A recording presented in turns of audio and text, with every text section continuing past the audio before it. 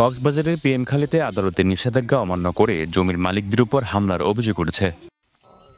বুধবার দুপুরে সদরের পিএমখালী ইউনিয়নের ছনকোলা এলাকায় এই ঘটনা ঘটে। জানা যায়, নিষেধাজ্ঞা অমান্য করে শহর আলী গংয়ের নেতৃত্বে বেশ কয়েকজন এই হামলা চালায়। এ সময় জমির প্রকৃত মালিক দাবিদার শফিকুল ইসলাম গংয়ের উপর ধারালো অস্ত্রের আঘাত করা হয়। ঘটনায় আহত হয় আরও 4 জন। আহতদের কক্সবাজার সদর হাসপাতালে চিকিৎসা দেওয়া হচ্ছে। আমাদের জায়গাগুলো এভাবে জবরদস্তি করে কে আছে, এমনকি ওরা আমাদেরকে পাওয়ার খাটায় আমাদেরকে বিভিন্ন ধরনের হুমকি দেখাইতো, এগুলো দেখাচ্ছে। আজকে অনেক ধরনের হামলা শিকার করছি আমরা, অনেকে হামলা শিকার করছি। আমাদেরকে বিভিন্ন ধরনের দেশীয় হাতিয়ার, দা, লাঠি, অনেক ধরনের হাতিয়ার। আমরা চাই 5 থেকে 6 জনের মতো আহত হয়ে গেছি। আমরা কিছু বলি নাই, ওরা যুদ্ধ অবস্থা আমাদের জমিগুলো দখল করা আছে। আমরা বাধা দেওয়ার চেষ্টা করলে ওরা আমাদেরকে দা, চুরি আর অস্ত্র নিয়ে তারা দিয়ে আমাদেরকে দা চুরি আঘাত করে। আমাদের কমপক্ষে 10 জনের উপর হবে। তারা বলছেন, গেল 50 বছর ধরে এই জমির RSBS খতিয়ান ও খাজনা দিয়ে আসছেন। হঠাৎ করে জেলা আওয়ামী লীগের সাধারণ সম্পাদক মুজিবুর রহমানের শ্যালক হেলালের নেতৃত্বে একদল জমিটি জবরদখল করে দেয়। তাদের ভয়ে কেউ কথা বলতে পারেনি। আমাদের জায়গার পাশে তাদের বসত বিটা। আমরা বাসা থেকে যদি এখানে আসতে চাইলে 2টা ভাড়া খরচ করে আমাদেরকে আসতে হয়।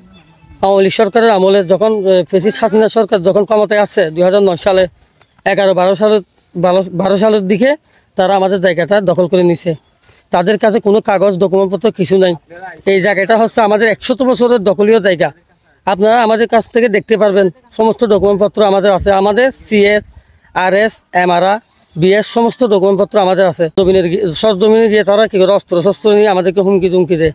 আমরা প্রশাসনের দৃষ্টি কামনা করি।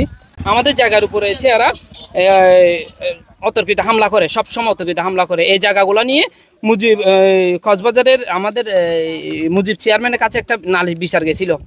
বিচার যাওয়ার পরে মুজিব চেয়ারম্যানের শালা হেলাল এগুলো ট্যাকেল দিয়ে আমাদেরকে আর জমিনে নামতে দেয় নাই। এই 9 কানি জমিনে আমাদেরকে নামতে দেয় নাই। তো সরকার হওয়ার পরে আওয়ামী লীগের দূষররা যখন সরে গেছে, তো আমরা এখানে এলাকার গণ্যমান্য যারা ব্যক্তি ছিল 2009 থেকে শুরু করে যতগুলো চেয়ারম্যান ছিল, এখানে আব্দুর রহিম মাস্টার চেয়ারম্যান ছিল, উনিও আমাদের ডিগ্রি দিছে। তারপরে আমরা শহীদুল্লাহ চেয়ারম্যান ছিল, উনিও আমাদেরকে ডিগ্রি দিছে।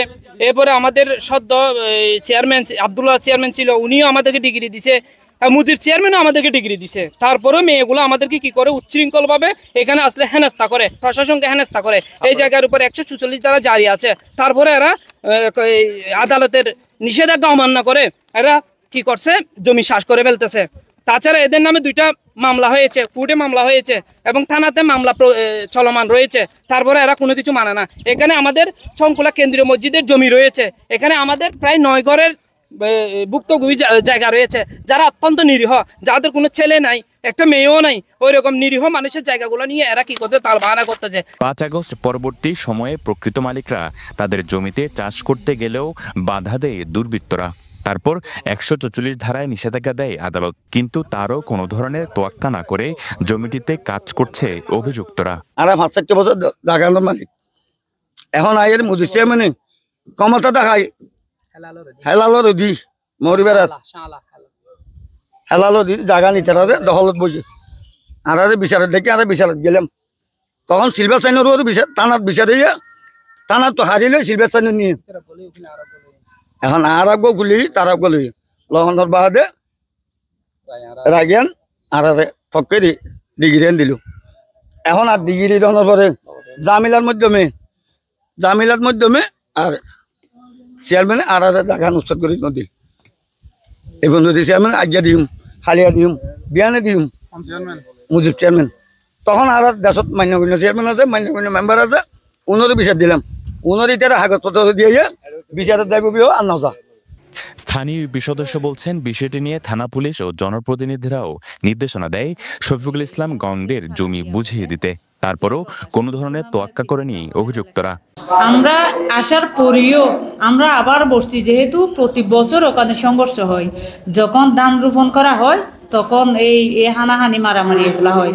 তা আমরা স্থানীয়ভাবে সমাধান দিতে না পারে ওনারা কোর্টে গেছে, কোর্টে ওদের জন্য 2-1টা মামলা হয়েছে। পরবর্তী থানার মধ্যে 44 ধারা জারি করে নিষেধাজ্ঞা।